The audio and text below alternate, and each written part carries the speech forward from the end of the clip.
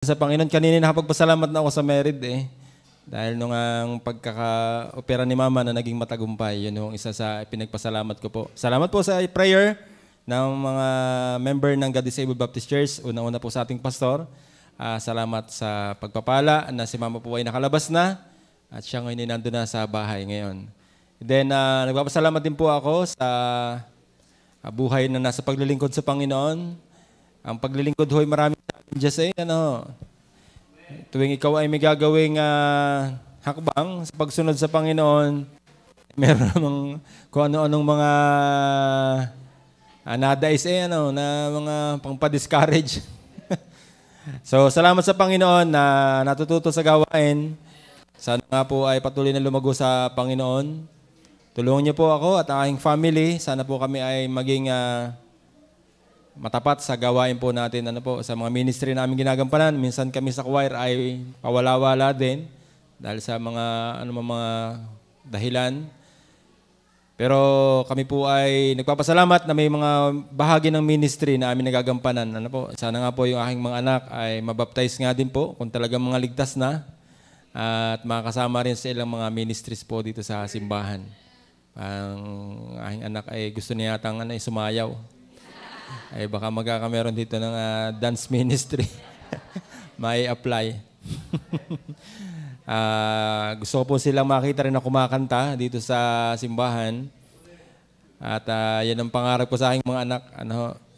Marami ho tayong mga gustong maabot ng ating mga anak.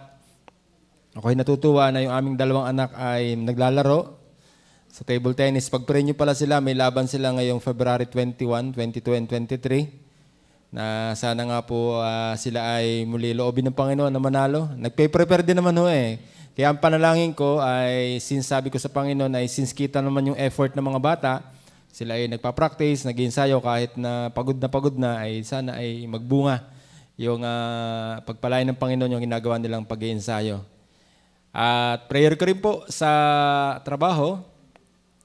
Kami po ay dumadaan. Aming kumpanya ho ngayon ay nagsari-sari na. Hindi ko wala na ikwento, kami ho ay nade-delay ng mga sahod. Ako ho ay yung sahod ko noong nung katapusan. Tapusan January yung sahod ko nung katapusan ng January hanggang ngayon hindi ko pa ako nasasahod. Ay mag-aakinsi na uli. Yung baga ay sari-sari ho eh. Nandyan ang gastusan. Nagbayad kami sa ospital. Dahil nung kay Mama, tapos ay walang sweldo. Hindi maintindihan yung kung sisweldo na akin, sisweldohin din. Kami ho ay nasa crisis ngayon na aming company. Pero pag-pray nyo po na kami ay makaraos. At actually yung investor na sana po ay mag-i-invest sa amin ay umatras. Kaya biglang nagkameron ng malaking pagbabago.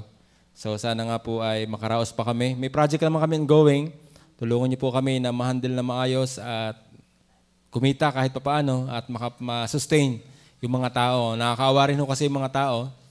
At nitong nakaraan ay possible na magtanggalan nga husan ulit. Ang nakaline up na tanggalin ay yung mga nasa tataas na pwesto.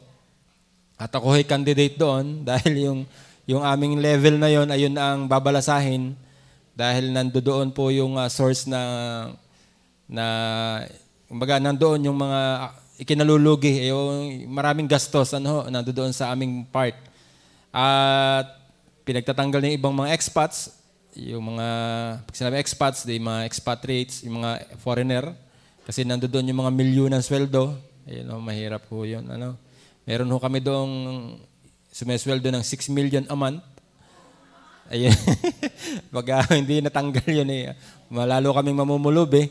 Isang tao lang ho yun, isang tao. Yun yung boss ko. Yun yung aking boss. At kaya hindi ho biro din. Kaya maraming tinatanggal doon sa nasa level namin doon. Pero ako hindi gayong kalaki. Ang akin ay talaga mga 0.01% lang nung kanyang mga sahod na yan. Kaya ang tinitira ay yung mga Pinoy na alam nila nagpe-perform na hindi kalalakihan ang sweldo. Yun ang tinitira. So, buti na lang at maliit ang sweldo, kaya natitira pa. Ibig sabihin pwede tayo. Kahit maliit ang sweldo nito, at least nakaka-perform kaysa naman dito sa laki-laki ng sahod na yun din naman. At nagkokos lang ng pagtatalo-talo ng mga tao. So yun po ang prayer. Yun po, update lang sa aming trabaho. Pero ako pinatutuwa pa rin na nag-resign yung aking boss, yung sinasabi ko sa inyo na yun na malaking sahod. At siya po ay may mga magagandang feedback ko sa akin. Bago siya umalis, siya ay nag-grade sa amin. Nag-grade kasi yearly na, mayroon kaming yearly assessment. Sabi niya, ang feedback naman sa akin, hindi naman tungkol sa grade. Ang sabi niya sa akin, dahil ako nagpasalamat sa kanya, you're a good person. Yun ang sinabi niya sa akin. Ako'y masaya doon na nakita niya na sa kabila ng pagtuligsa sa akin, kasi nung ako'y bagong upo lang sa aking pwesto, ang dami pong tumutuligsa, ang dami nag-bring down sa akin. Kita niya na kung paano ako mag-respond, kita niya kung paano ako umaksyon doon sa mga ginagawa nila sa akin at professionalism lang ang lahat. Sabi niya, kitang-kita niya na ikaw ay mabuting tao. So yun ay masaya sa akin na sinabi ng aking boss sa akin. Hindi naman yun na itinataas ko ang aking sarili, pero ako'y masaya po doon. Ibig sabihin, may nakikita siya na okay sa atin. Kasi ganun dapat tayo mga Kristiyano. Kasi yun ang aking prayer na kahit ako'y nasa saan, ay maging blessing. Kahit hindi po baptist, ay may nabe-bless po sa atin. Yun po ang aking prayer na magamit ako sa trabaho. Ako'y natutuwa din at sa aming Bible study ay marami ako na-invite doon.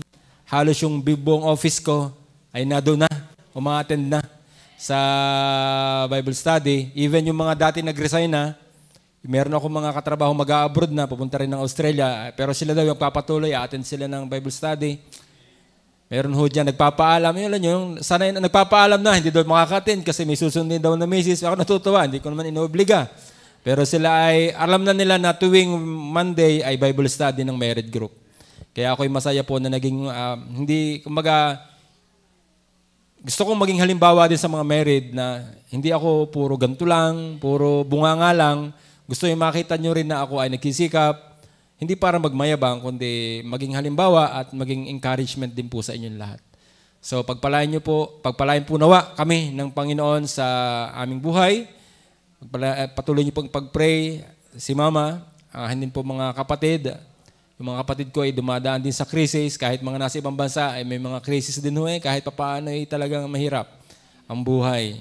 Hindi ho ganun kadali ang buhay. Kaya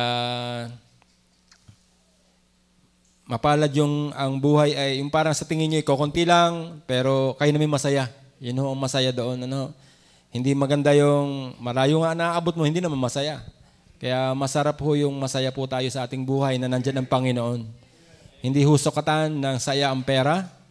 Hindi po sukatan ng saya ang katanyagan o kataasan ng posisyon. Ang pinakamasaya po ay ang nasa paglilingkod sa Panginoon. Kaya doon sa mga mahihirap sa palagay nyo, sa tingin niyo mahirap ang inyong buhay, na kayo na may masaya sa Panginoon, kayo po ang pinakamapalad na tao. Kaysa doon sa marami nga silang pera, pero puro problema din naman. At halos ay sumuko din naman. Kaya salamat sa God is able na tayo po ay magdadaos ng anniversary. Ako po ay masaya na ako po ay kabilang pa sa iglesia po na ito.